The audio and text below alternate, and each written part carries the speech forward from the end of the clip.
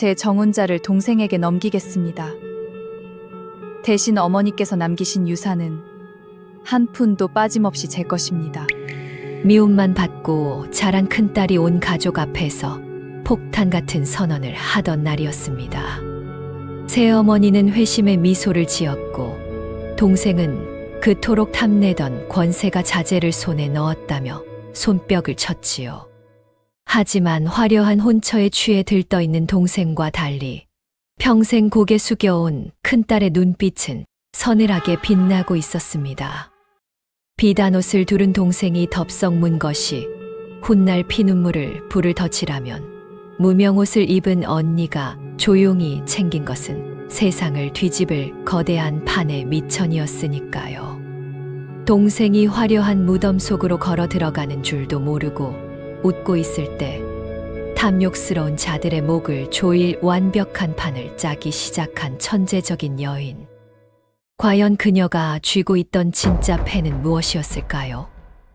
오늘 하루도 고생 많으셨어요. 구독과 좋아요는 이야기를 만드는 힘이 됩니다. 그럼 지금부터 시작합니다.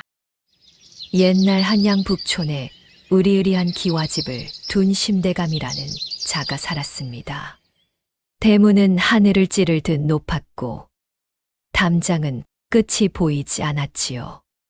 곳간이 무려 12채요. 가을이면 추수한 곡식이 마당에 산처럼 쌓여 발 디딜 틈이 없는 큰 부자였습니다. 사람들은 심대감 댁 앞을 지날 때마다 저 집 재물은 한양 땅을 다 사고도 남을 텐데 전생에 무슨 덕을 쌓았기에 저리 잘 살까 하며 부러움의 혀를 내둘렀지요. 허나 그 넓고 부유한 기와집 안에는 누구도 눈여겨보지 않는 마치 구석에 난 곰팡이처럼 여겨지는 흠집 같은 존재가 하나 있었습니다.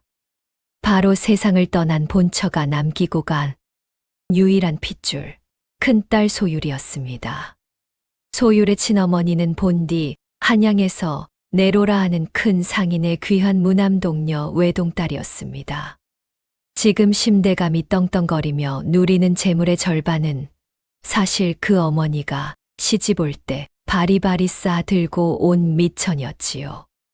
이치를 따지자면 소율은 이 집안에서 가장 떠받들어져야 할 귀한 자식이었습니다. 하지만 소율은 제 집에서도 늘 찬밥 신세였지요. 저 아이 얼굴 좀 보아라. 죽은 사람을 어쩌면 저리 빼닮았는지. 심대감은 소율을 볼 때마다 얼굴을 찌푸렸지요. 소율이 죽은 친어머니를 똑 닮은 탓이었습니다. 눈썹 모양도 그대로였지요. 웃을 때 패는 보조개도 그대로였습니다.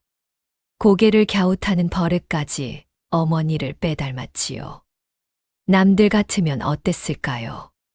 죽은 아내를 그리며 딸을 더 애틋이 여겼을 겁니다. 허나 심대감은 그러지 못했지요. 죽은 아내를 볼 면목이 없었던 까닭입니다. 어찌 된 일이냐 하면 이렇습니다. 소율이 2살 되던 해였지요.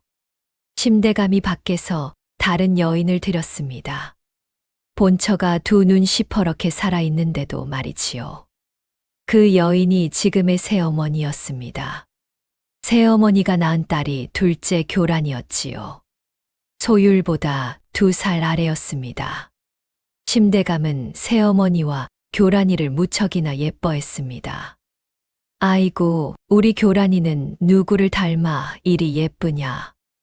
반면 본처와는 사이가 좋지 않았습니다.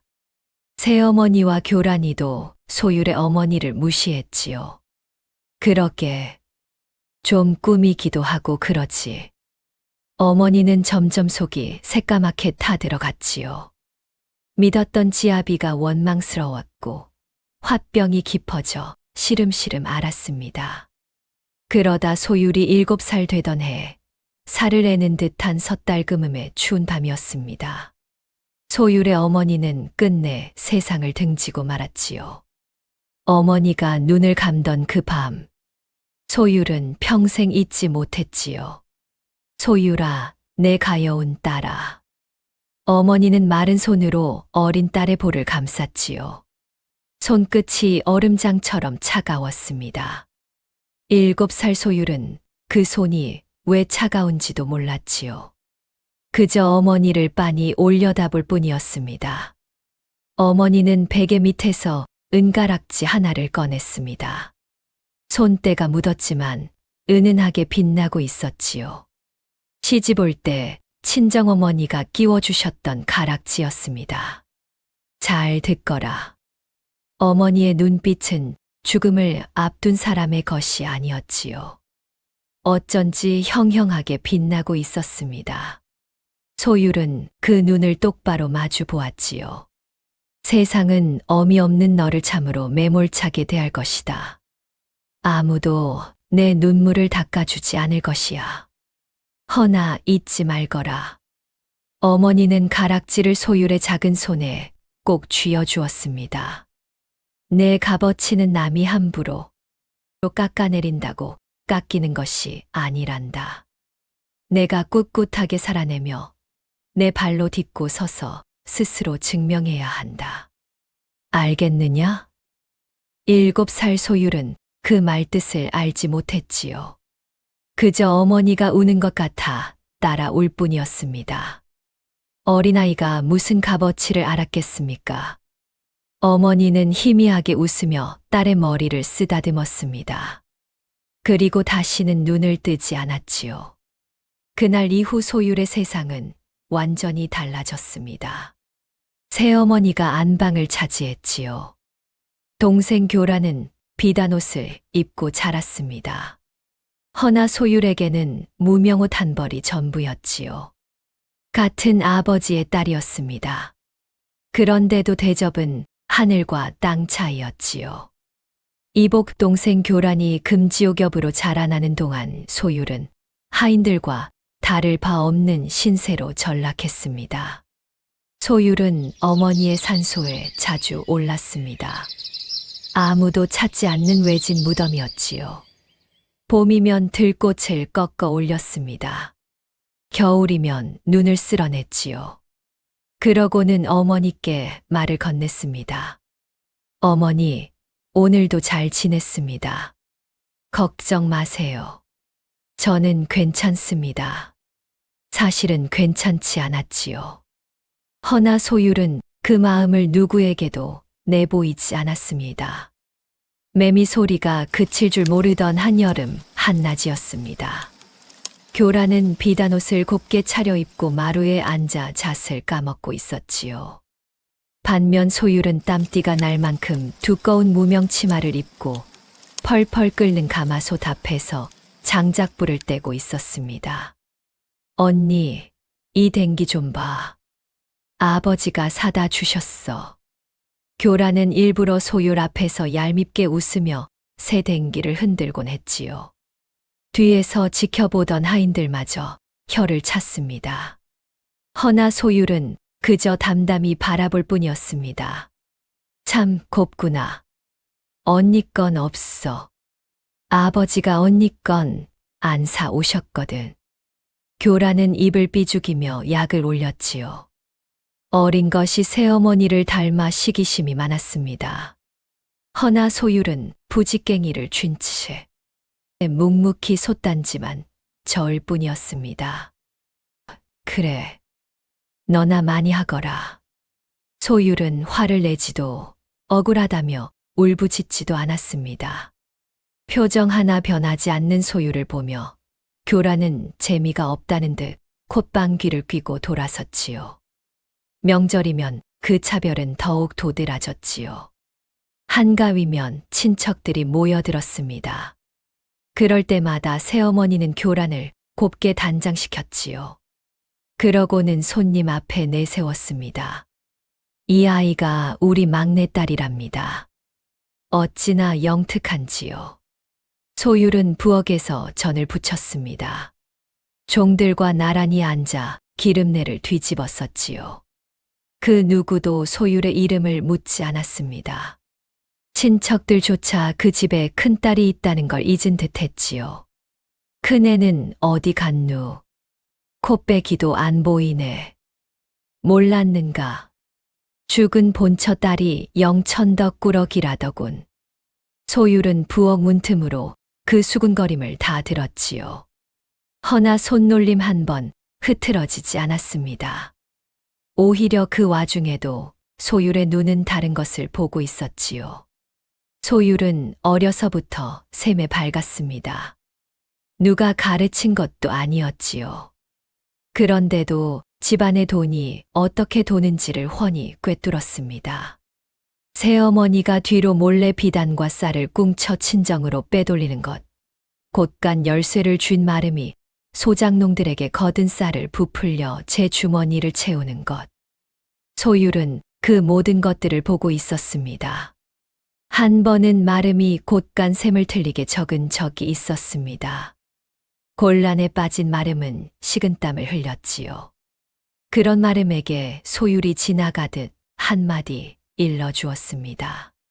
쌀 40섬이 아니라 42섬입니다. 지난 장날에 2섬을 더 드렸으니까요. 마름은 깜짝 놀랐지요. 그 멸시 받던 큰아씨가 곳간 쌀까지 죄다 외고 있을 줄은 몰랐던 게지요. 그날 이후 마름은 소율을 함부로 대하지 못했습니다. 이렇듯 다 알고 있으면서도 소율은 쉽게 입을 열지 않았지요. 새어머니는 그런 소율을 더 못마땅해 했습니다. 저것이 속을 알 수가 없어. 때려도 울지를 않고 욕을 해도 대꾸가 없으니 사람이 아니라 무슨 돌덩이 같다니깐. 그렇게 모진 세월이 흘러 소율이 어느덧 19 처녀가 되었습니다. 세월이 흘러도 변하지 않은 것이 하나 있었으니 이 집에서 소율의 자리였지요. 그 자리는 여전히 가장 낮았습니다.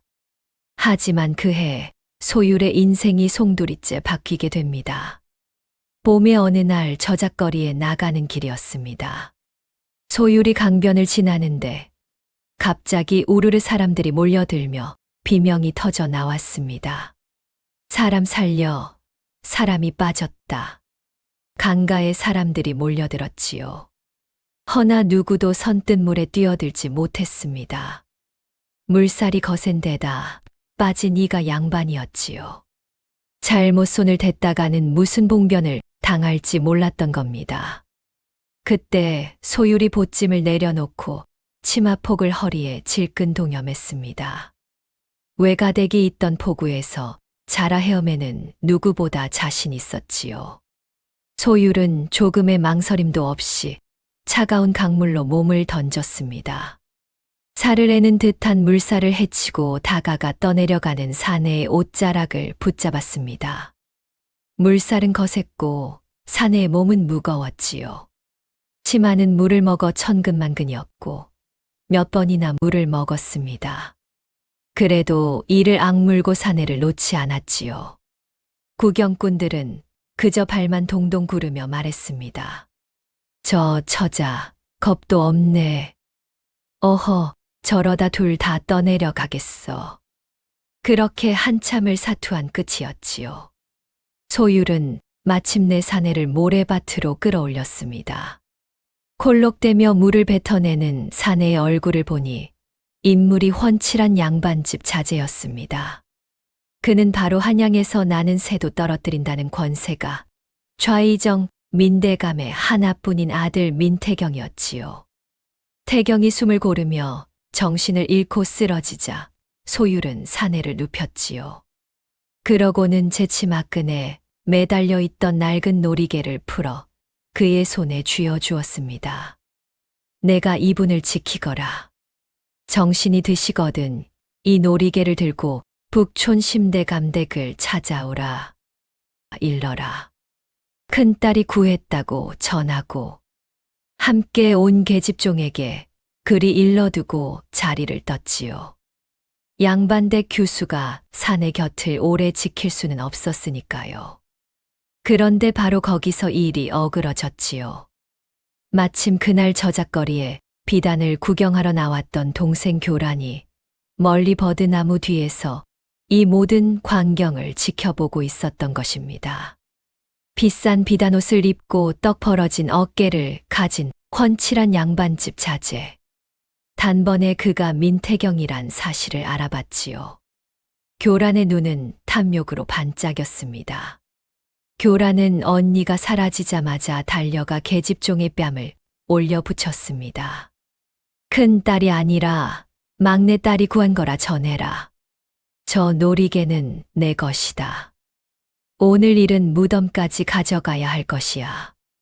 계집종은 둘째 아씨의 말이라 어쩌지 못했지요.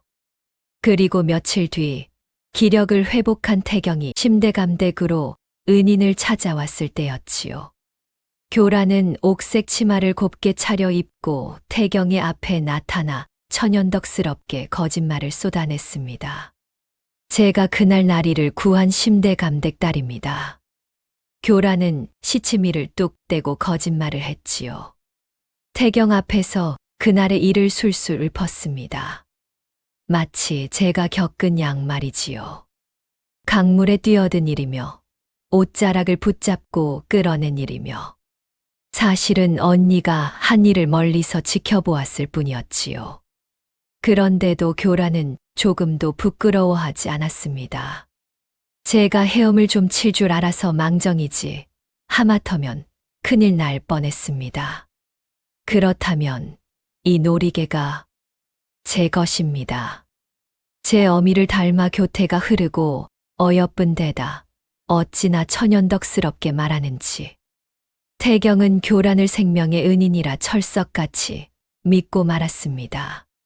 차가운 물속에서 목숨을 걸고 자신을 구해준 진짜 은인은 따로 방치되어 있다는 사실을 꿈에도 모른 채 태경의 심장은 어여쁜 교란을 향해 미친 듯이 뛰기 시작했습니다. 그러던 어느 날이었지요. 심대감이 두 딸을 안방으로 불러들였습니다. 들어가 보니 새어머니까지 앉아 있었지요. 분위기가 예사롭지 않았습니다. 이제 너희 둘 다 혼기가 찼으니 혼처를 정하였다. 심대감의 말에 교란의 눈이 반짝 빛났지요. 소율은 조용히 두 손을 모은 채 다음 말을 기다렸습니다. 심대감은 헛기침을 한 번 하고 입을 열었습니다. 먼저 소율이 너는 민씨 가문의 태경이와 혼인할 것이다. 그 말이 떨어지기가 무섭게 교란의 얼굴이 일그러졌습니다. 아버지, 어찌 그런 좋은 혼처를 언니에게 주십니까? 교란이 발칵성을 냈지요. 새어머니도 못마땅한 기색을 감추지 못했습니다. 하지만 심대감은 단호했지요. 소율이 어미가 살아생전 민씨 가문 부인과 약조한 일이다.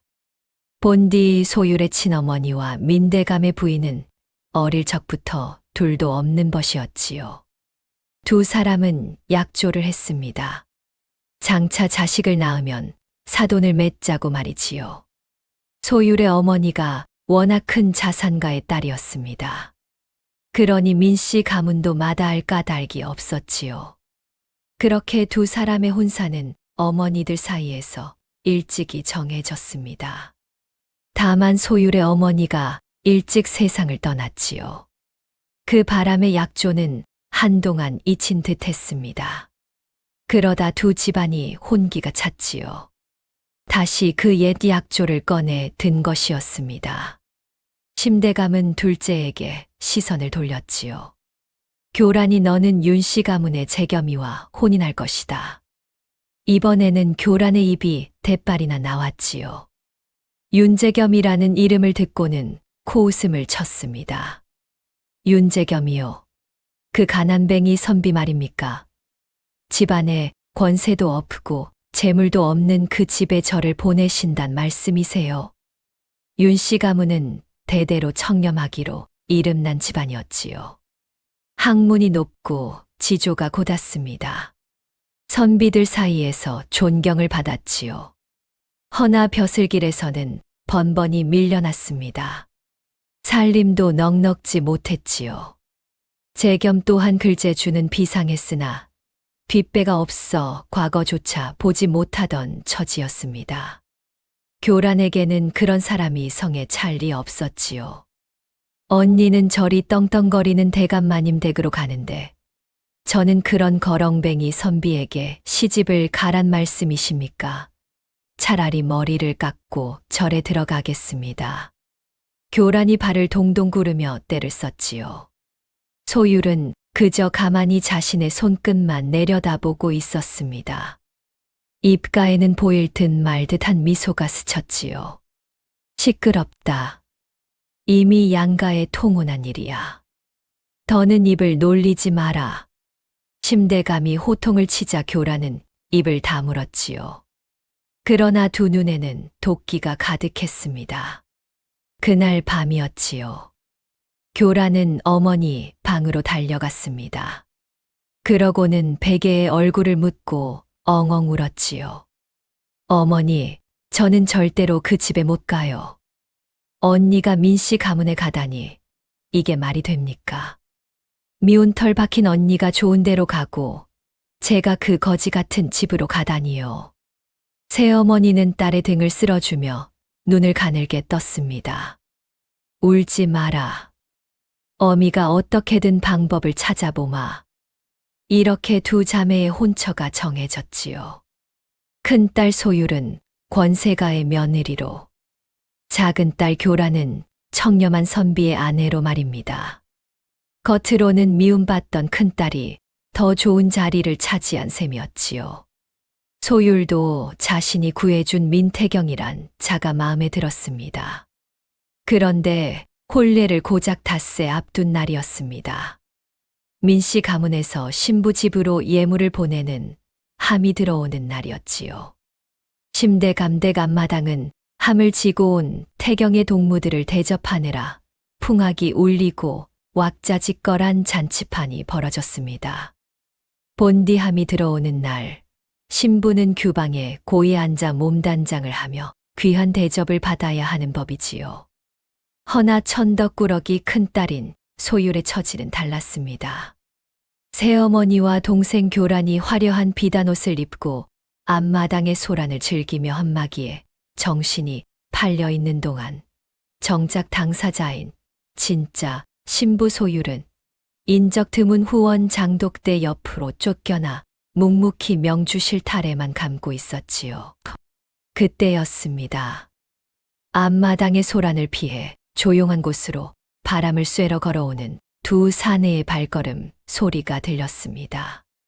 거하게 술 대접을 받은 정혼자 태경과 그의 절친한 동무였지요.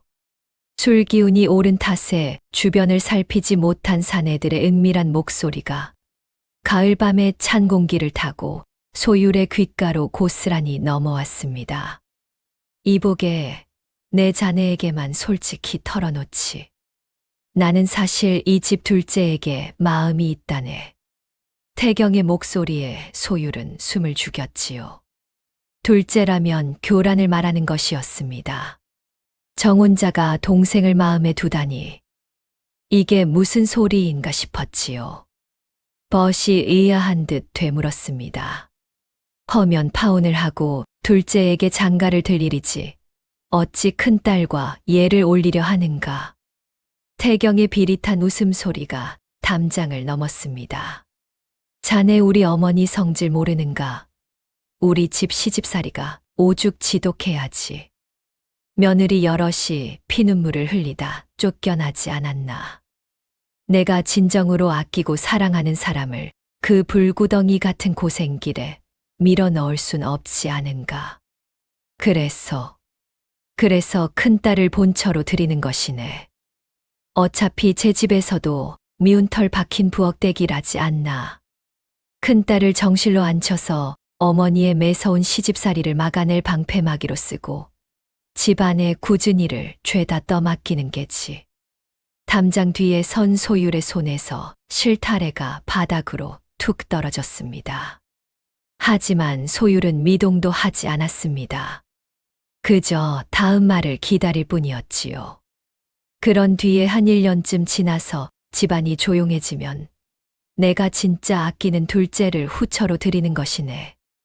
본처가 굳은 일은 다 막아주니 후처는 손에 물 한 방울 안 묻히고 사랑만 받으면 되지 않겠나. 어떤가, 이만하면 내 머리가 꽤 기특하지 않은가. 하하하. 벗은 태경의 말을 듣고는 목소리를 낮춰 말했습니다. 하지만 자매를 연달아 아내로 들이는 건 국법이 금하는 폐륜이 아닌가. 내가 누군가. 나는 새도 떨어뜨린다는 좌이정 대감의 아들이네. 국법, 우리 아버지가 입 한 번 번긋하시면 그게 곧 법이지. 뭐 정 안 되겠으면 신분을 슬쩍 세탁하든 나가서 따로 살림을 차리든 하면 되지 않겠는가. 소율은 담장 뒤에서 그 모든 말을 들었지요. 그런데 참으로 이상한 일이었지요. 소율은 화가 나지 않았습니다. 눈물도 나지 않았지요. 오히려 마음 깊은 곳에서 무언가가 서늘하게 가라앉았습니다. 소율은 떨어진 실타래를 조용히 주워들었지요. 그러고는 아무 일 없었다는 듯 제 방으로 돌아왔습니다. 방에 홀로 앉은 소율은 어머니의 은가락지를 꺼냈지요. 손때 묻은 가락지를 가만히 들여다보았습니다. 그제야 어머니의 마지막 말이 또렷이 이해되었지요. 내 값어치는 남이 함부로 깎아내린다고 깎이는 것이 아니란다. 내가 꿋꿋하게 살아내며 내 발로 딛고 서서 스스로 증명해야 한다. 소율의 입가에 옅은 미소가 번졌지요. 어머니가 돌아가신 후엔 단 한 번도 짓지 않았던 미소였습니다. 그래. 나를 방패막이로 쓰시겠다. 난 내 놈들의 생각대로 살지 않을 것이다. 증명해 보이마. 내가 어떤 사람인지. 며칠 동안 소율은 곰곰이 생각을 거듭했지요. 태경에게 분노를 터뜨릴 수도 있었습니다. 혼사를 깨자들 수도 있었지요. 허나 그것은 어리석은 짓이었습니다. 한낱 미움받는 딸의 말을 누가 들어주겠습니까? 오히려 발칙하다며 매질이나 당할 노릇이었지요. 정면으로 부딪혀서는 안 돼. 저들이 스스로 함정에 빠지게 만들어야 해. 소율은 마음속으로 수없이 판을 그렸다 지웠습니다. 어떻게 하면 저 추악한 계략을 거꾸로 되돌려줄까? 어떻게 하면 손에 피 한 방울 묻히지 않고 저들을 무너뜨릴까? 먼저 소율은 늙고 충직한 하인을 몰래 불러 동생 교란이 그토록 치를 떨었던 거렁뱅이 선비 윤재겸의 뒷조사를 샅샅이 시켰습니다. 소율은 믿을 만한 늙은 종을 시켰지요. 윤씨 가문의 형편을 살피게 한 겁니다. 종이 며칠 만에 돌아와 전한 말은 이러했지요. 아씨, 그 댁은 참으로 가난하더이다. 허나 이상한 것이 동네에서 그 댁 도령을 욕하는 사람이 하나도 없습니다. 다들 입을 모아 칭찬만 하더군요. 글솜씨가 어찌나 뛰어난지 한 번은 고을 백일장에서 장원을 했는데 상으로 받은 쌀을 굶주린 이웃에게 죄다 나눠줬다 합니다. 소율은 고개를 끄덕였지요. 또 한 번은 어느 권세가에서 그 도령의 글재주를 탐내 자기 식객으로 들어오면 벼슬자리를 주선해 주겠다 했답니다. 헌데 그 도령이 단칼에 거절했다지 뭡니까? 바르지 못한 자의 그늘에서는 붓을 잡지 않겠다고요. 소율의 눈빛이 반짝였습니다. 권세 앞에서도 꼬리를 치지 않고 배고픔 앞에서도 도의를 저버리지 않는 단단한 사내. 소율은 윤재겸이 자신이 짜놓은 거대한 판에서 평생을 함께 등에 기댈 수 있는 단단한 바위가 되어줄 큰 그릇임을 확신했습니다. 이튿날 소율은 가족들이 모인 안방으로 들어섰지요. 그러고는 모두를 놀라게 할 한마디를 던졌습니다. 아버지, 드릴 말씀이 있습니다. 저는 민씨 가문이 아니라 윤씨 가문의 재겸과 혼인하고자 합니다. 방 안이 찬물을 끼얹은 듯 조용해졌지요. 심대감의 눈이 휘둥그레졌습니다. 무어라. 내가 지금 제정신이냐? 권세가를 마다하고 그 가난한 집으로 가겠다고? 예. 그리고 동생 교란이를 민씨 가문으로 보내십시오. 교란이가 그토록 원하던 자리가 아닙니까? 그 말에 교란의 얼굴이 환하게 밝아졌지요. 새어머니의 눈도 번쩍 뜨였습니다. 하지만 심대감은 영문을 몰라 어리둥절할 뿐이었지요. 내가 어찌 이런 말을 하는 게냐? 무슨 꿍꿍이라도 있는 게야? 소율은 담담히 고개를 저었습니다. 꿍꿍이랄 게 무엇 있겠습니까?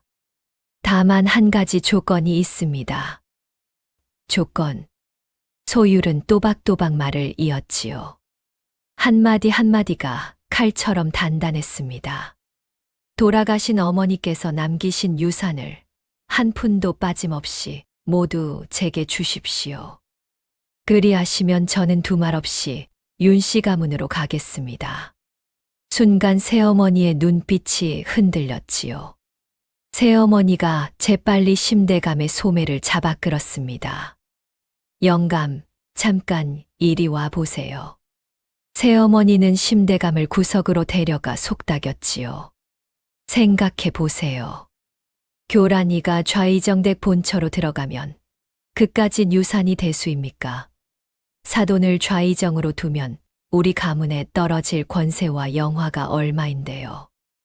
유산 좀 떼어준다 한들 그게 무슨 손해겠어요.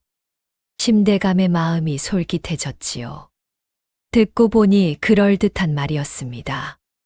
미운 큰딸은 가난한 집으로 치워버리고 예쁜 작은 딸은 권세가에 들여보내고 거기다 그 대가가 고작 유산 한 몫이라니 남는 장사로 보였지요.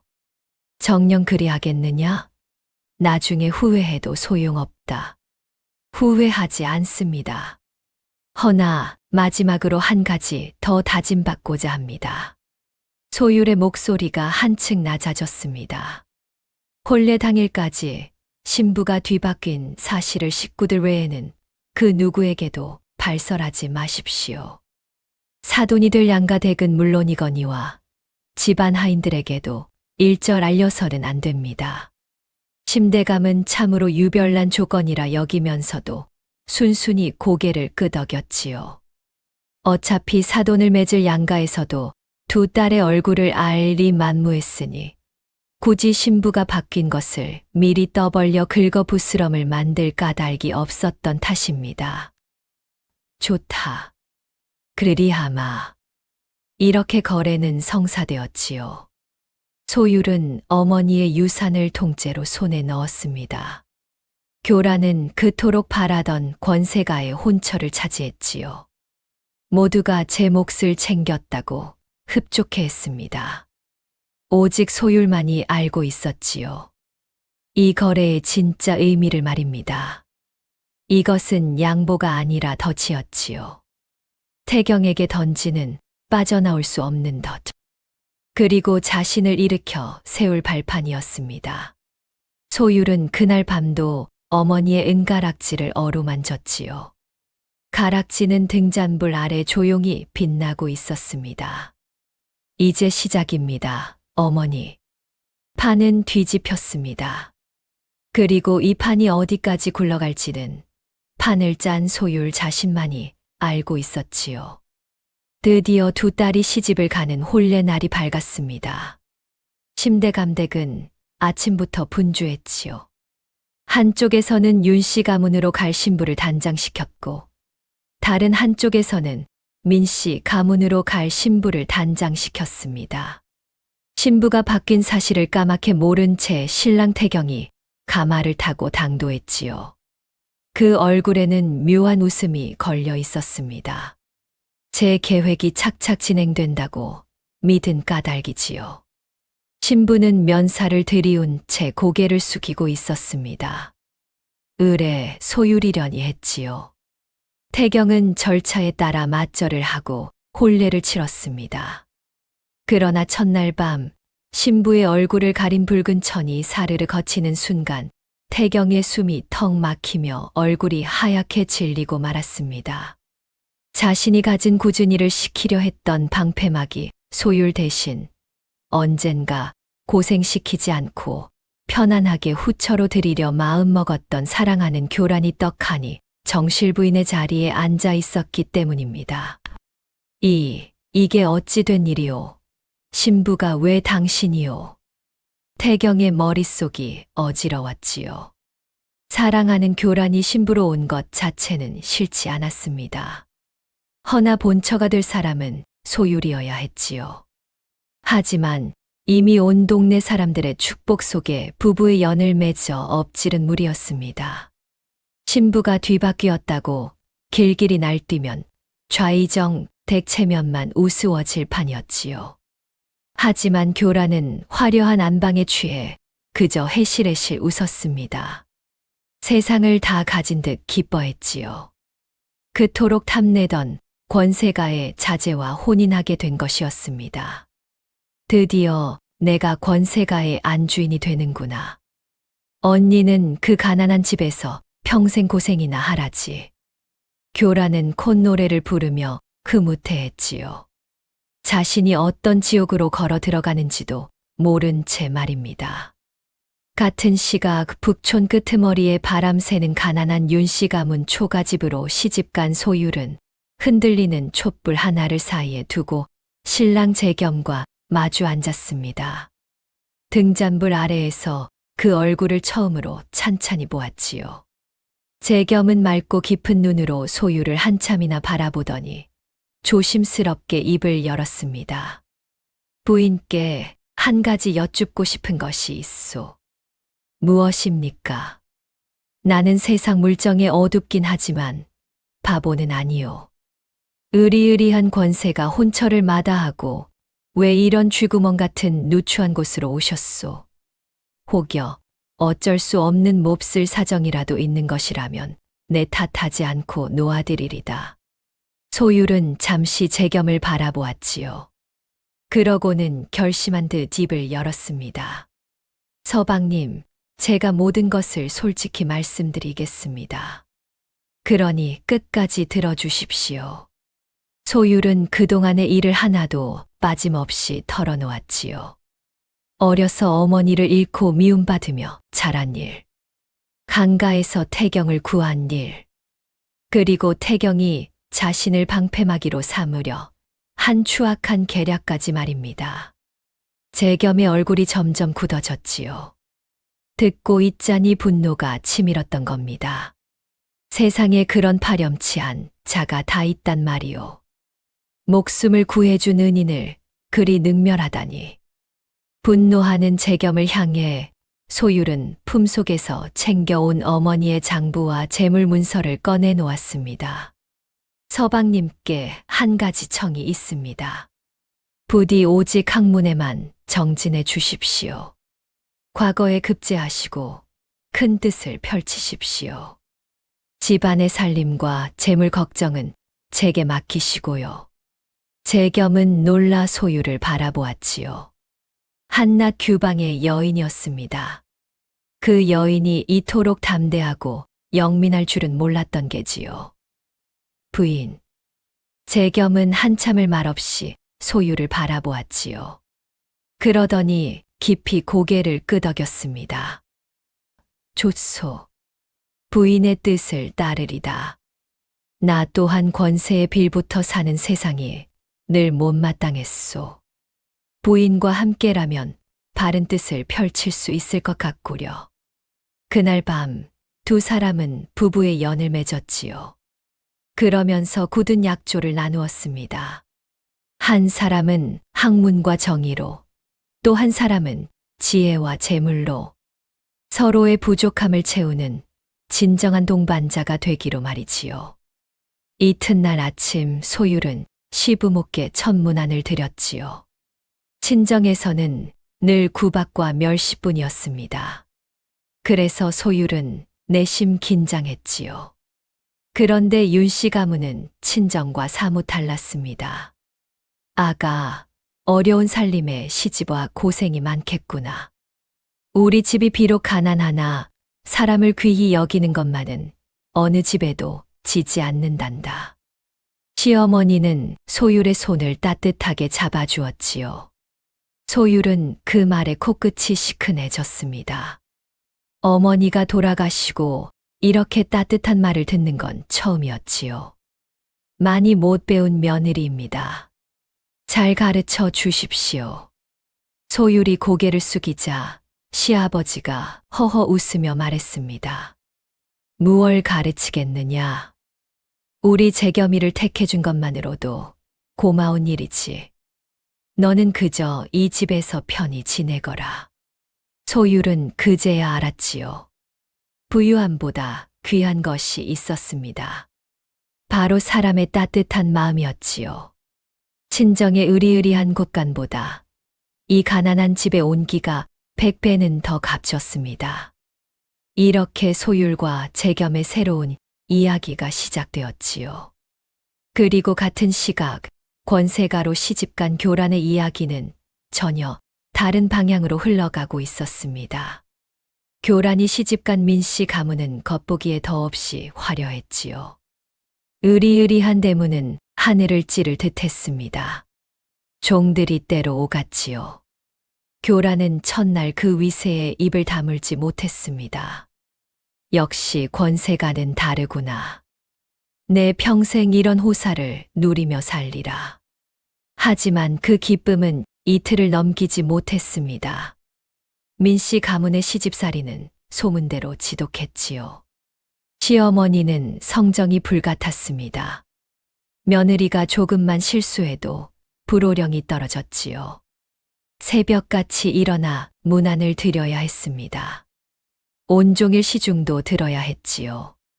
교란은 비단옷을 입고도 종보다 못한 신세가 되었습니다.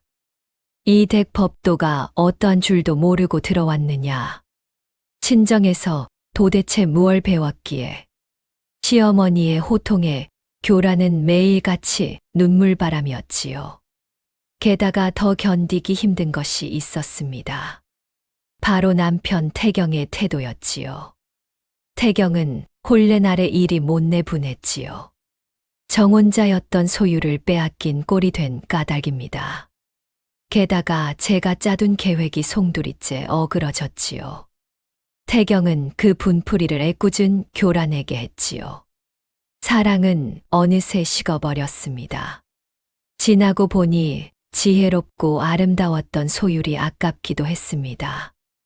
신부가 바뀐 일이 다 교란 탓인 양굴었지요. 그대만 아니었으면 내가 이런 꼴은 안 당했을 것이요. 꼴도 보기 싫으니 썩 물러가시오. 본래 태경은 가문의 세도만 믿고 자란 위인이었지요. 매사에 아나무인이었습니다. 그러던 차에 마음까지 틀어지니 태경은 더욱 방탕해졌지요. 날마다 술독에 빠져 살았습니다. 관직에 나가서도 이를 그르치기 일쑤였지요. 한때 인물혼하던 권세가 자제의 모습은 온데간데 없었습니다. 교란은 기가 막혔지요.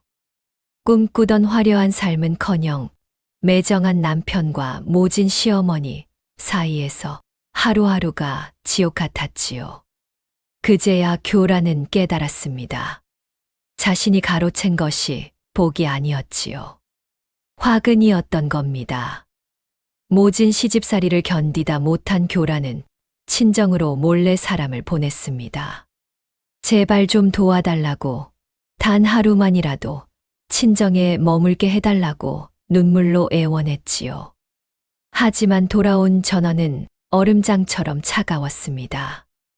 명문 권세가로 출가한 외인이 함부로 친정을 드나드는 법이 어디 있단 말이냐. 잔말 말고 시댁법도나 잘 따르거라. 아버지는 그렇게 딸의 피눈물을 외면했습니다.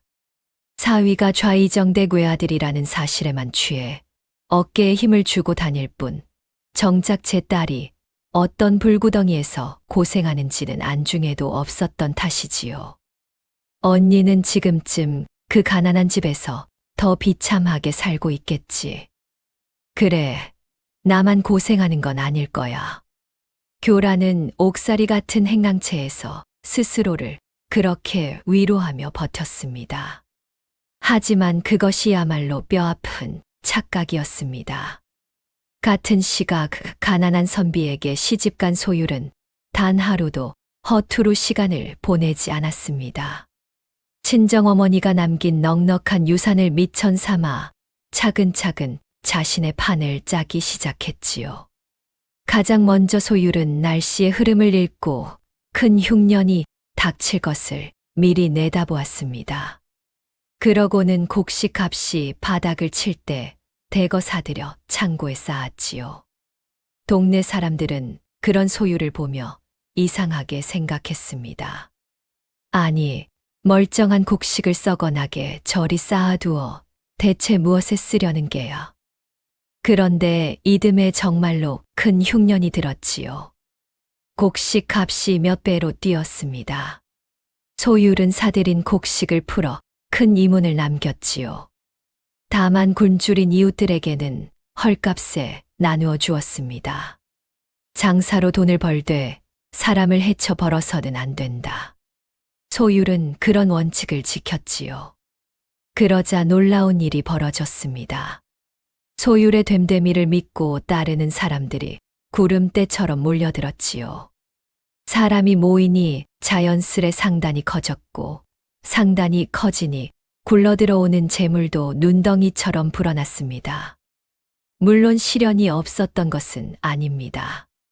한양 바닥에서 저울 눈금을 속이고 힘없는 백성을 등쳐먹기로 악명 높은 거상이 하나 있었지요.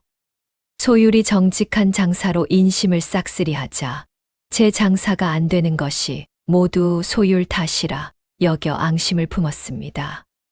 급기야 그자는 왈패들을 사주해 소율의 곡식 창고에 불을 지르려 했습니다. 하지만 셈이 빠르고 눈치에 능한 소율이 한 수위였지요. 진작에 그자의 검은 속셈을 꿰뚫어 보고는 내용물을 다른 빈 창고로 몰래 빼돌려 둔 것입니다. 동시에 관아에 고발을 해둔 덕에 어두운 밤 횃불을 들고 숨어든 왈패들은 그 자리에서 포졸들에게 줄줄이 엮여 들어갔지요.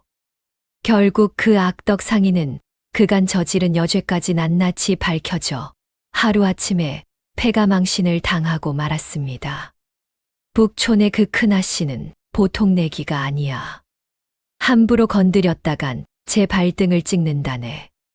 그날 이후 한양 바닥의 그 어떤 장사치도 감히 소율을 얕잡아 보지 못했습니다. 소율은 그 기세를 몰아 포목점을 크게 열고 약재까지 다루었습니다. 나아가 압록강을 넘어 멀리 청나라와의 무역에도 과감히 손을 뻗었지요. 과연 손을 대는 일마다 황금이 되어 돌아왔습니다. 특히 청나라 무역에서 소율의 해안이 빛을 발했습니다. 다른 상인들이 양반네들의 주머니를 털 요량으로 화려한 비단이나 사치품에 눈독을 들일 때 소율은 유독 희귀한 약재와 서책의 재물을 쏟아부었지요. 얼마 지나지 않아 한양 땅에 무서운 돌림병이 휩쓸었습니다. 그때 소율이 미리 들여둔 약재가 수많은 백성의 목숨을 살려냈습니다. 이때도 소율은 부당한 폭리를 취하지 않고 정당한 값에 약을 내어주었지요. 백성들의 울얼음과 칭송이 온 한양에 자자했습니다. 그렇게 재물과 민심을 동시에 틀어준 소율은 불과 몇 해 지나지 않아 한양에서 첫손에 꼽히는 거상으로 우뚝 섰습니다. 세상에 그 미움받던 큰딸이 저리 큰 부자가 되다니. 사람들은 입을 모아 수군거렸지요. 하지만 누구도 그것을 우연이라 여기지 않았습니다. 소율의 영민함과 고든 마음을 본 사람들이었지요. 그들은 소율이 성공할 만했다고 고개를 끄덕였습니다.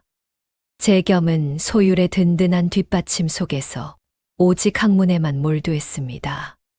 끼니 걱정, 살림 걱정에서 벗어났지요.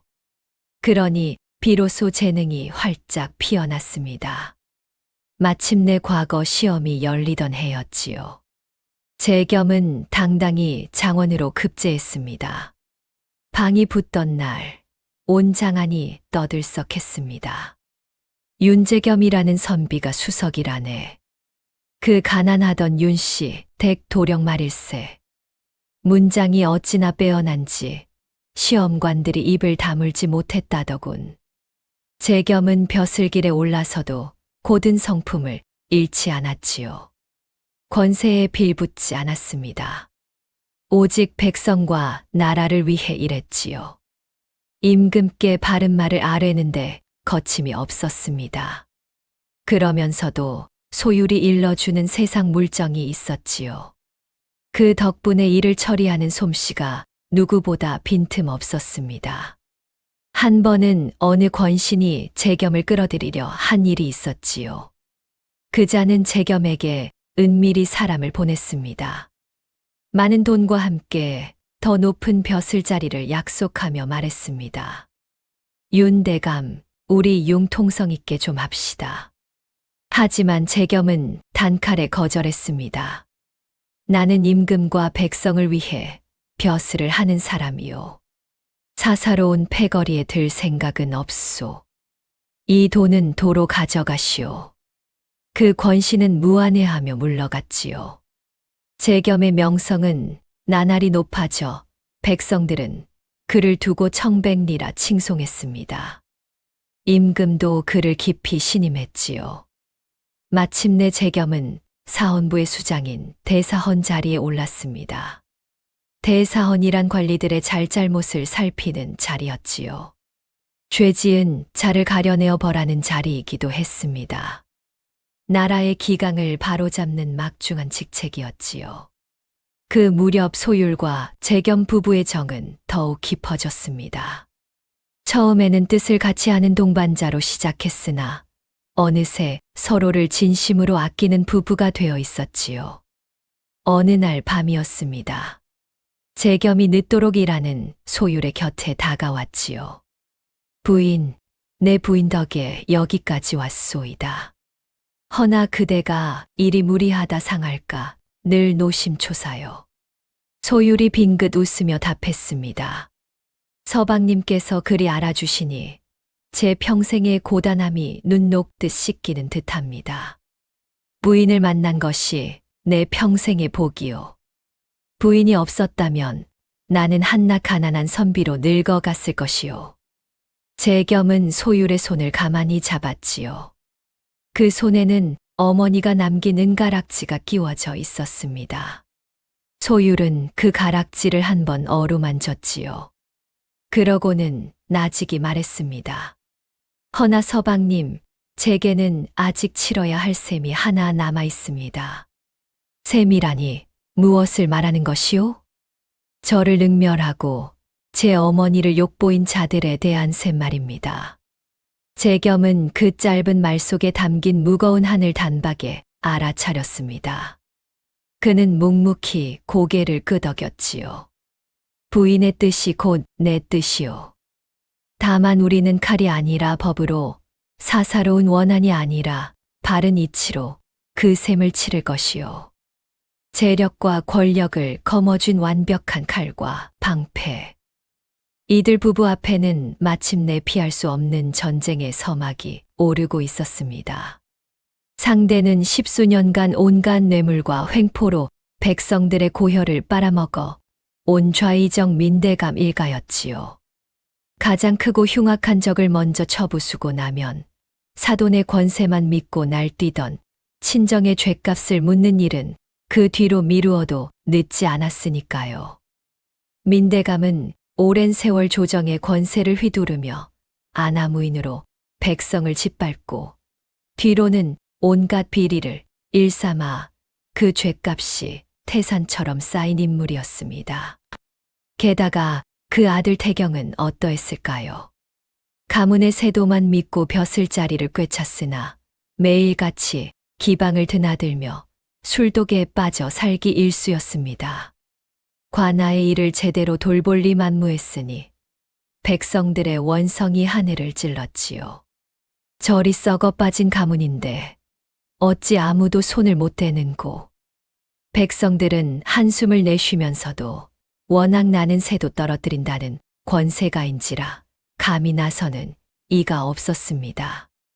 그런데 마침내 그 썩은 뿌리를 정면으로 겨눌 칼날이 나타난 것입니다. 바로 꼿꼿한 대사헌 윤재겸이었지요. 소율과 재겸은 아주 오래전부터 이 순간을 벼르고 준비해 왔습니다. 거상으로 발을 넓힌 소율은 그 막강한 재력과 인맥을 동원해 민씨 가문의 더러운 돈줄을 은밀하게 그리고 집요하게 추적했습니다. 누가 누구에게 뇌물을 건넸는지, 횡령한 세금이 어느 곳간으로 흘러갔는지 자금의 흐름을 낱낱이 파헤쳤지요.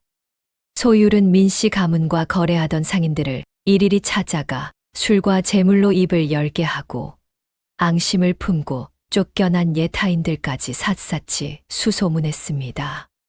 그렇게 몇 해에 걸쳐 차곡차곡 모은 비리 증거들은 어느새 산더미처럼 불어났지요. 이 종이 한 장 한 장이 모두 그자들의 숨통을 촤 올가미입니다. 두툼한 장부와 서찰 뭉치를 내미는 소율의 눈빛은 사냥감을 노리는 매처럼 형형하게 빛났습니다. 그것을 받아든 재겸 역시 결연한 눈빛으로 고개를 끄덕였지요. 이것이면 충분하오. 부인의 치밀한 수소문이 아니었다면 결코 이 꼬리를 잡아내지 못했을 것이오. 하지만 일은 그리 쉽게 풀리지 않았지요. 민씨 가문도 호락호락한 상대가 아니었습니다. 민대감은 낌새를 눈치챘지요. 재겸이 자기 가문의 비리를 캐고 있다는 것을 말입니다. 가문의 존망이 걸린 일이었지요. 가만히 앉아 당할 리 없었습니다. 민대감은 음흉한 계략을 꾸미기 시작했지요. 민대감의 덫은 크게 세 갈래였습니다. 먼저 사람을 풀어 재겸의 약점을 이 잡듯 뒤졌습니다. 뇌물이나 주색 잡기에 빠진 적은 없는지 일거수일투족을 캐고 다녔지만 티끌 하나 없이 청렴한 재겸에게서 흠을 찾기란 불가능했지요. 그놈에게는 도무지 빈틈이 없사옵니다. 수하의 보고에 이를 득득 앓던 민대감은 곧바로 두 번째 화살을 꺼내 들었습니다. 그렇다면 그 계집의 장사를 무너뜨려라. 든든한 돈줄이 끊기면 놈도 제풀에 꺾일 것이다. 관아에 은밀히 압력을 넣어 소율의 상단을 괴롭히기 시작한 것입니다. 상단이 들여오는 물건마다 말도 안 되는 트집을 잡아 세금을 뜯어내고 거래처 상인들을 윽박질러 소율의 기반을 송두리째 흔들 속셈이었지요. 허나 소율이 누구입니까? 일찍이 재물을 여러 갈래로 분산해 두어 관아의 횡포쯤에는 끄떡도 하지 않았습니다. 오히려 관아의 부당한 압박마저 또 다른 비리 증거로 차곡차곡 장부에 기록해 두는 대담함을 보였지요. 마님, 그 계집의 장사 역시 바위처럼 꿈쩍도 하지 않사옵니다. 부부가 쌍으로 지독하구나. 약이 오를 대로 오른 민대감은 마지막으로 부부 사이를 갈라놓기 위한 이간질을 시도했습니다. 헛소문을 퍼뜨려 재겸이 다른 여인을 품으려 한다느니 소율의 재물이 검다느니 모함을 흘렸지요. 하지만 모진 세월을 건너온 두 사람의 굳건한 신뢰는 그런 얕은 수의 흠집조차 나지 않았습니다. 소문을 전해 들은 부부는 오히려 마주보며 웃음을 터뜨렸지요. 서방님, 누군가 우리 사이를 갈라놓으려 애를 쓰는 모양입니다. 하하, 그만큼 다급하다는 뜻이 아니겠소. 무너질 날이 가까웠다는 게지. 새 계략이 모두 막혀버리자 민대감은 마침내 가장 끔찍하고 치명적인 무기를 꺼내 들었습니다. 바로 영모라는 누명이었지요. 민대감은 수하들을 사주해 재겸이 사사로이 군사를 모아 임금을 해하려 한다는 거짓 상소를 올렸습니다.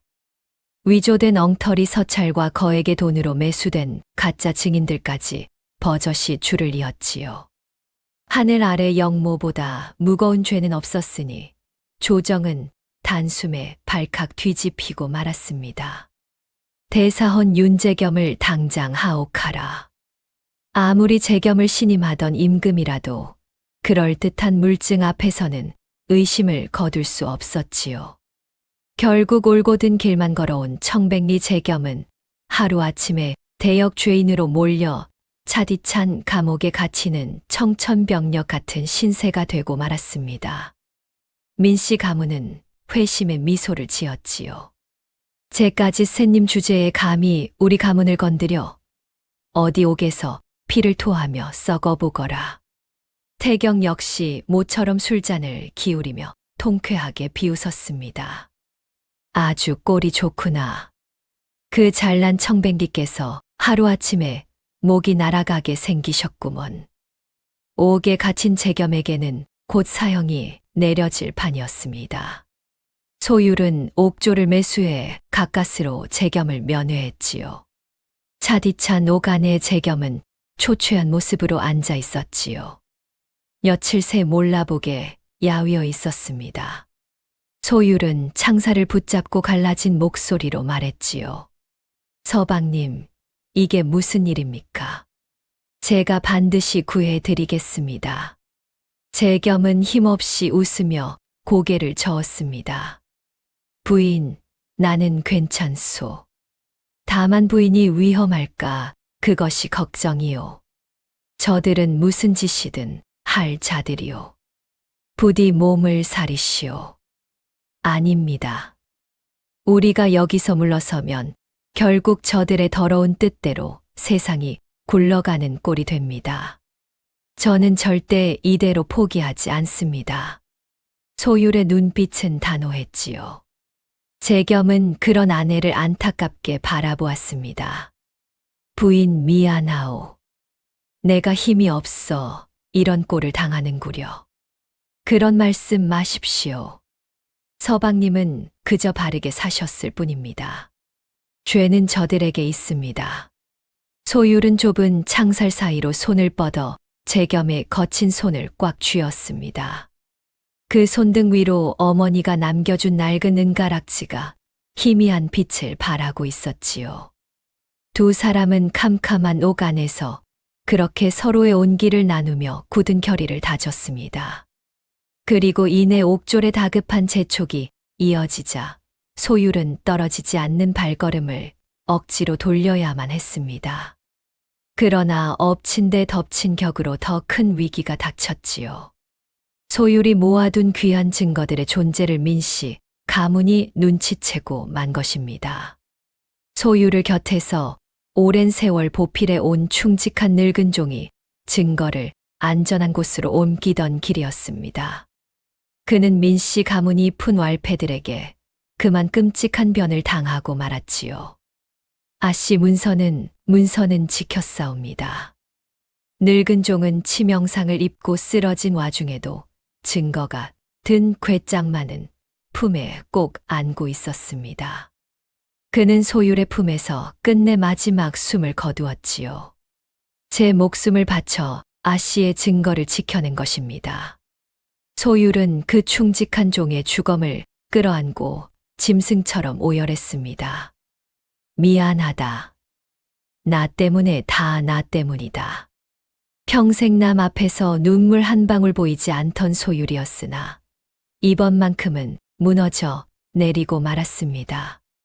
남편은 옥에 갇혀 죽음을 앞두고 있고 충직한 아이는 자신을 대신해 목숨을 잃었으니 하늘이 무너지는 듯한 참담함이었지요.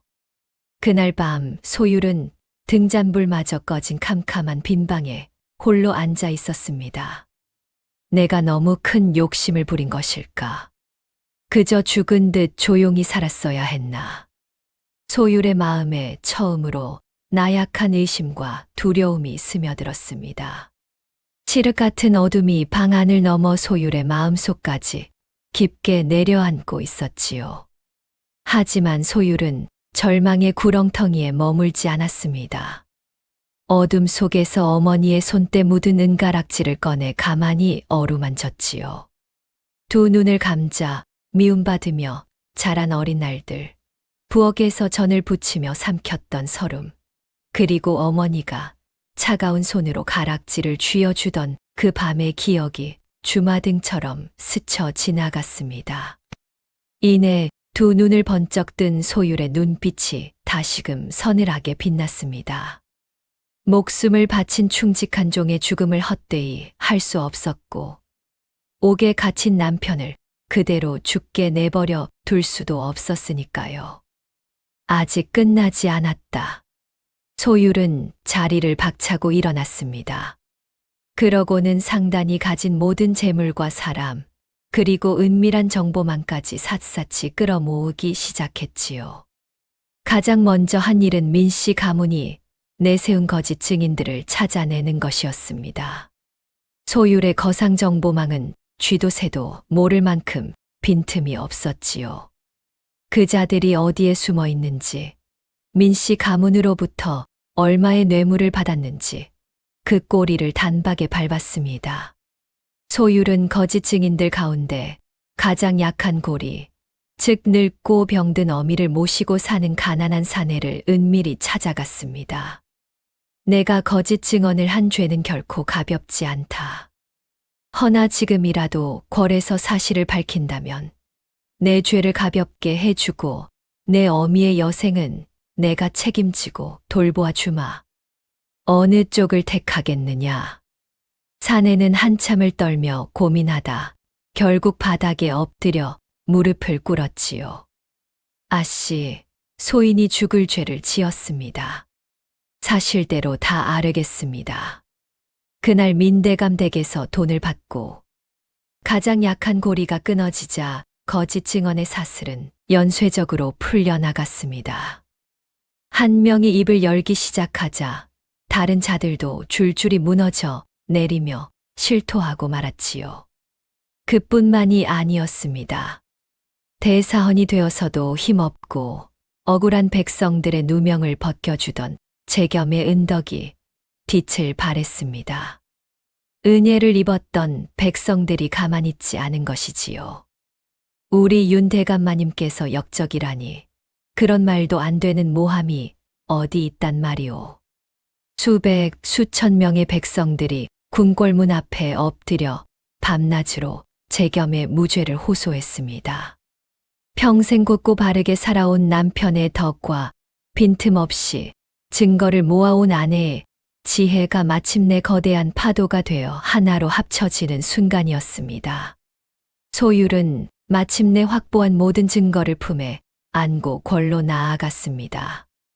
본디 재겸을 깊이 아끼며 영모 사건에 의구심을 품고 있던 임금도 소율이 올린 명백한 증거와 백성들의 빗발치는 호소가 더해지자 마침내 진상을 다시 밝히기로 결심했지요. 드디어 임금이 친히 죄를 묻는 친국이 열렸습니다. 옥에 갇혀있던 재겸이 포박된 채 끌려 나왔고 그 맞은편에는 아직도 자신의 비열한 계략이 성공했다고 굳게 믿고 있는 민대감이 거만한 얼굴로 서 있었습니다. 옥사리로 몰골은 초췌해졌으나 맹호처럼 형형한 눈빛을 빛내며 재겸이 먼저 입을 열었습니다. 전하, 신은 결단코 영모를 꾀한 일이 없사옵니다. 저들이 신을 모함하는 까닭은 신이 저들의 추악한 비리를 낱낱이 밝히려 했기 때문이옵니다. 여기 그 증거가 있사옵니다. 재겸이 소율이 건네준 문서를 어전에 펼쳐 보였습니다. 지난 10년간 민씨 가문이 저지른 뇌물수수, 세금 포탈, 토지 강탈의 증거는 물론 거짓 증인들을 돈으로 매수한 정황까지 고스란히 담겨 있었지요. 민대감의 얼굴이 종이장처럼 하얗게 질렸습니다. 저것은 모두 조작된 것이옵니다. 전하, 윤재겸이 신을 음해하려고 꾸며낸. 하지만 구차한 변명은 통하지 않았습니다. 임금의 불호령과 함께 궐마당으로 끌려 나온 거짓 증인들이 추상 같은 어명 앞에 엎드려 눈물을 흘리며 진실을 실토했기 때문이지요. 소인들이 죽을 죄를 지었사옵니다. 민대감 마님께 돈을 받고 윤대감을 모함하는 거짓 증언을 올렸사옵니다. 조정이 술렁였지요. 진실이 백일하에 드러난 것입니다. 조정이 발칵 뒤집혔습니다. 마침내 모든 진실이 백일하에 드러난 것입니다. 이때 사태를 파악하지 못하고 술에 절어 있던 태경 역시 아버지의 죄에 연루되어 포승줄에 묶인 채 끌려 나왔습니다. 초췌한 몰골로 마당에 꿇어앉은 태경은 그 엄청난 증거를 올린 대사헌의 부인을 올려다보고는 그 자리에 돌처럼 얼어붙고 말았습니다. 그토록 당당하게 서 있는 여인은 바로 소율이었기 때문이지요. 제가 본처로 맞으려다 놓친 그 정혼자였습니다. 어찌 당신이 여기에. 태경의 목소리가 사시나무 떨리듯 떨렸습니다. 소율은 바닥에 꿇어앉은 태경을 내려다보며 서늘하고도 기품 있는 눈빛으로 마주 보았습니다. 엎친 데 덮친 격으로 가문이 무너질 낌새를 챈 민대감의 측근들마저 제 살기를 찾고자 앞다투어 등을 돌리기 시작했습니다. 평소 권세만 믿고 아랫사람들에게 횡포를 부리던 가문이었으니 위기의 순간에 진정으로 곁을 지키며 목숨을 바칠 이가 단 한 명도 없었던 까닭입니다. 전하, 민대감이 변방의 굴량미를 빼돌려 제 곳간을 채워 싸웁니다. 민대감이 거둬들인 뇌물만 수만냥이옵니다. 신들은 그저 대감이 시키는 대로 했을 뿐이옵니다. 어제의 충복들이 오늘은 앞장서서 비리를 고변하고 나서니 민씨 가문은 더 이상 빠져나갈 쥐구멍조차 없었습니다. 한때 민대감 앞에서 허리가 휘도록 굽실거리던 자들의 잇따른 배신은 권세와 공포로 쌓아올린 모래탑이 얼마나 허망하게 무너져 내리는지를 똑똑히 보여주는 광경이었지요. 마침내 크게 진노한 임금의 불호령이 궐마당에 쩌렁쩌렁 울려 퍼졌습니다. 민씨 일족의 죄가 하늘에 사무친다. 당장 민대감 이하 일족의 관직을 모두 삭탈하고 부정하게 모은 재산을 남김없이 몰수하라. 또한 그 가문을 영원히 폐하여 다시는 조정의 발을 들이지 못하게 하라. 이 추상 같은 어명 한마디에 하늘을 찌를 듯 위세등등하던 천하의 민씨 가문은 하루아침에 멸문지화를 당하고 말았습니다. 으리으리하던 대문은 속절없이 헐려나갔고 꽉 차 있던 곳간은 텅텅 비었으며 좌의정 민대감은 오라에 묶인 대역 죄인이 되어 변방으로 끌려갔지요. 가문은 그야말로 산산조각이 나고 말았습니다. 평생 아비의 세도만 믿고 아나무인으로 살던 태경의 말로 또한 비참하기 그지없었습니다. 하루아침에 관직도 재물도 가문의 이름도 모두 잃고 천한 평민으로 곤두박질 친 것입니다. 손에 흙 한 번 묻혀본 적 없던 그는 갈 곳마저 잃은 채 한양거리를 떠돌며 당장 한 끼 끼니조차 잊지 못해 남이 먹다 버린 밥을 빌어먹는 처량한 거렁뱅이 신세가 되고 말았습니다. 그해 겨울은 유독 매서웠습니다. 뼛속까지 파고드는 칼바람에 빈민들이 얼어 죽어나가자 한양 제일의 거상이자 대사헌의 부인인 소율은 사제를 털어 저작거리에 구휼소를 열었습니다. 소율은 손수 거친 무명치마를 두르고 나와 떠는 백성들에게 따뜻한 국밥을 퍼주고 있었지요. 그 길게 늘어선 허기진 행렬 속에 때에 저러 얼굴조차 알아보기 힘든 사내 하나가 덜덜 떨며 서 있었습니다. 바로 태경이었습니다. 자신의 차례가 되자 태경은 꽁꽁 언 두 손을 내밀었습니다. 그런데 국밥을 받아들려던 찰나 얼어붙은 손끝이 미끄러지며 그의 품속에 소중히 품고 있던 물건 하나가 바닥으로 툭 떨어졌습니다. 달그락. 바닥에 뒹군 것은 10년 전 강가에서 소율이 치마끈에서 풀어주었던 바로 그 낡은 놀이개였습니다. 국밥을 퍼주던 소율의 손이 그 자리에 딱 멈춰 섰지요. 아무리 남루해졌어도 단번에 알아볼 수 있었습니다. 그 놀이개 어찌 당신이 가지고 있는 것입니까? 소율의 서늘한 음성에 흠칫 놀라 고개를 든 태경은 눈앞에 서 있는 기품 있는 안주인이 소율임을 알아보고는 왈칵 밀려드는 수치심에 얼굴을 감싸며 뒤로 물러섰습니다. 허나 소율은 물러서지 않고 놀이개를 주워들며 다시 물었지요. 묻지 않습니까? 10년 전 내 치마끈에 매달려 있던 이 낡은 놀이개가 어찌하여 민도령의 품에서 나오는 것인지요. 다 당신의 것이라니 무슨 뚱딴지 같은 소리를 하는 것이요. 이것은 10년 전 강물에 빠져 죽어가던 나를 구해준 은인이자 내 어리석은 사랑이었던 교란이의 증표요. 비록 그 애가 가문이 망하자 도망쳤으나 내 목숨을 살려준 이 증표만은 버릴 수가 없어 여태 품고 있었거늘. 그 순간 소율의 두 눈이 미세하게 흔들렸습니다. 교란이가 당신을 구했다 하였습니까? 그리고 이 놀이개가 교란의 것이라 하였습니까? 기가 막힌 듯한 헛웃음이 소율의 입술 사이로 새어 나왔습니다.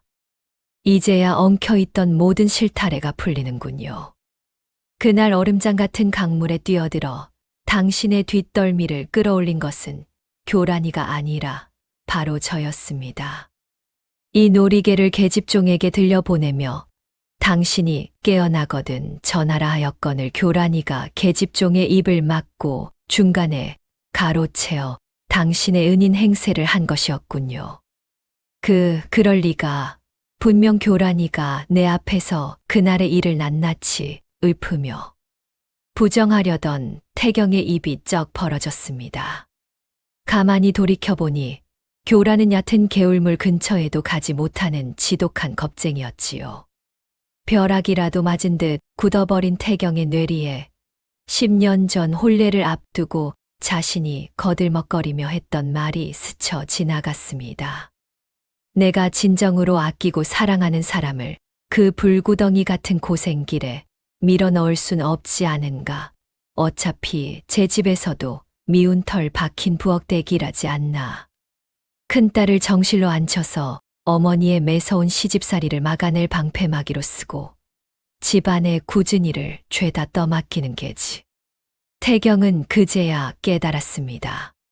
자신이 은혜를 갚기 위해 온몸을 바쳐 지키려 했던 여인은 희대의 사기꾼이었고 굳은 일을 떠넘길 방패막이로 쓰다 내버리려 했던 흠집투성이 정혼자가 바로 제 목숨을 턱 밑에서 구해준 진짜 은인이었다는 사실을 말입니다. 은인을 몰라본 것도 모자라 그 은인을 지옥불에 밀어넣으려 했던 제 오만함이 결국 제 눈을 찌르고 가문을 멸문지화로 이끌었음을 깨달은 태경의 입에서 짐승의 앓는 소리 같은 탄식이 터져 나왔습니다. 소율 역시 깊은 상념에 잠겼지요. 저 사내가 나를 그토록 끔찍한 사지로 몰아넣으려 했던 것이 단지 나를 미워해서가 아니라 제 딴에는 제 목숨을 구해준 은인을 지키려 한 얄궂은 순정 때문이었단 말인가. 소율을 평생 옥죄어온 서늘한 원망의 한 구석이 허무하게 녹아내렸습니다. 태경의 악행이 용서되는 것은 아니었으나 한때 좋아했던 사람이 까닭없이 자신을 짓밟으려 한 것은 아니라는 사실이 묘한 위로감을 가져다 주었지요. 내가 내 손으로 내 구명줄을 끊어낸 것이었구나. 이 모자란 놈. 태경은 길바닥에 꿇어앉아 언 땅에 머리를 찌으며 피눈물을 흘렸습니다. 제 어리석음에 대한 뼈저린 회한이 저작거리에 처절하게 울려 퍼졌지요. 소율은 앙심도 남지 않은 고요한 눈빛으로 태경을 가만히 내려다보다 낡은 놀이개를 태경의 앞에 조용히 내려놓으며 말했습니다. 과거의 엇갈린 오해는 이로써 풀렸으나 당신이 세도를 믿고 지은 죄값은 변하지 않습니다. 다만 이 따뜻한 국밥 한 그릇으로 우리의 길고 길었던 악연을 모두 씻어내시지요. 소율은 모락모락 김이 나는 국밥을 내어주고는 단 한 번도 뒤돌아보지 않은 채 가벼운 발걸음으로 눈 내리는 거리 속으로 멀어져 갔습니다. 홀로 남은 태경은 차갑게 식어가는 국밥과 주인을 잃은 낡은 놀이개를 끌어안고 그 자리에 엎드려 밤이 새도록 짐승처럼 통곡할 뿐이었습니다. 한편 시댁 가문이 처참하게 멸문지화를 당하자 교란은 야반도주하듯 시댁을 뛰쳐나와 도망쳤습니다. 그토록 꿈꾸던 화려한 삶은 일장춘몽이 되어버렸지요. 의지할 곳 없는 교란은 발길을 돌려 친정으로 향했습니다. 허나 친정마저 그녀를 거두어주지 못할 처지였습니다. 좌의정댁과 사돈을 맺어 한 자리 얻어보려던 부모의 허황된 꿈도 산산조각이 난 뒤였으니까요. 민씨 가문과 얽힌 탓에 심대감댁 역시 비리 조사 대상에 올라 가세가 크게 기울었고 설상가상으로 새어머니가 뒤로 빼돌리던 재물장부까지 샅샅이 발각되고 말았습니다. 천하의 민씨 가문에 이어 심대감댁 역시 덩달아 풍비박산이 나고 만 것입니다. 곳간이 12채에 달하던 심대감은 이제 하루 끼니를 걱정하는 신세로 전락한 뒤에야 땅을 치며 후회했습니다. 내가 참으로 어리석었다. 죽은 본부인을 닮았다는 이유로 그 아이를 미워하다니. 그 아이야말로 우리 집안의 가장 귀한 자식이었거늘. 허나 엎질러진 물이었습니다. 큰딸을 천대하고 내쫓듯 벼랑으로 몬 죗값이 고스란히 제게 돌아온 것이지요. 새어머니 역시 우라통이 터져 화병으로 자리에 눕고 말았습니다. 평생 탐욕만 부리며 남의 것을 훔쳐 살아온 인생의 끝이 이토록 비참할 줄은 꿈에도 몰랐던 탓입니다.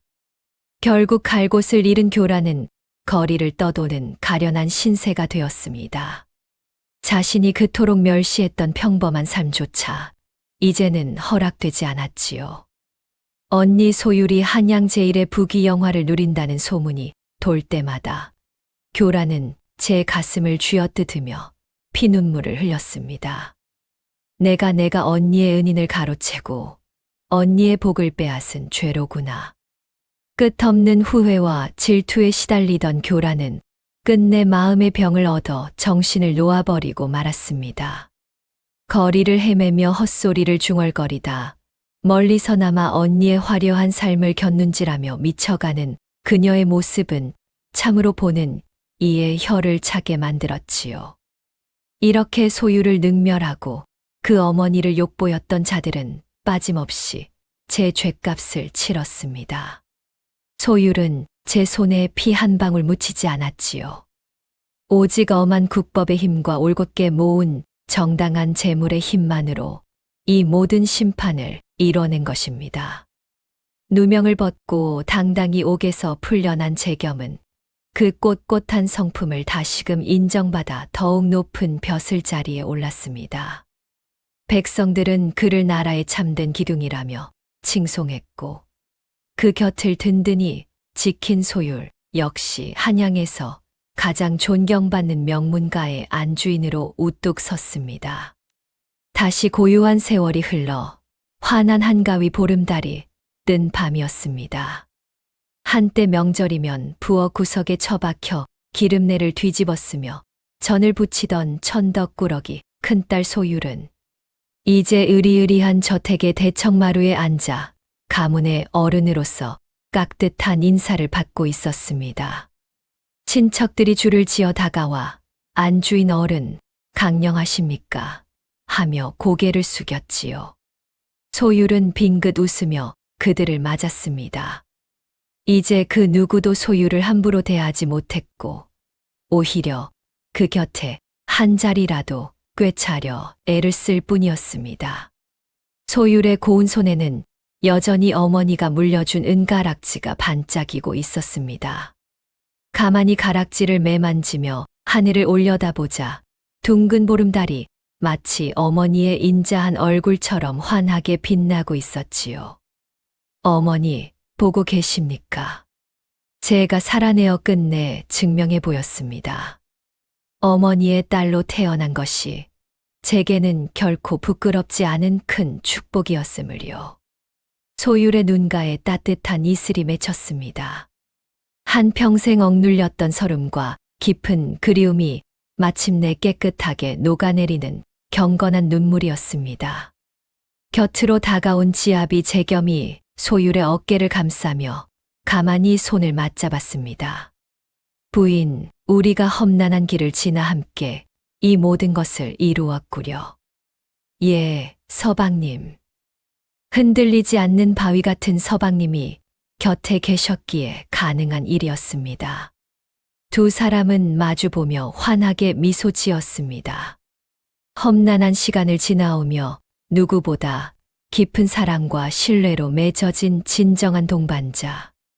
두 사람이 일으킨 윤씨 가문은 훗날 나라에서 가장 고결하고 존경받는 명문가로 대대손손 번창했답니다.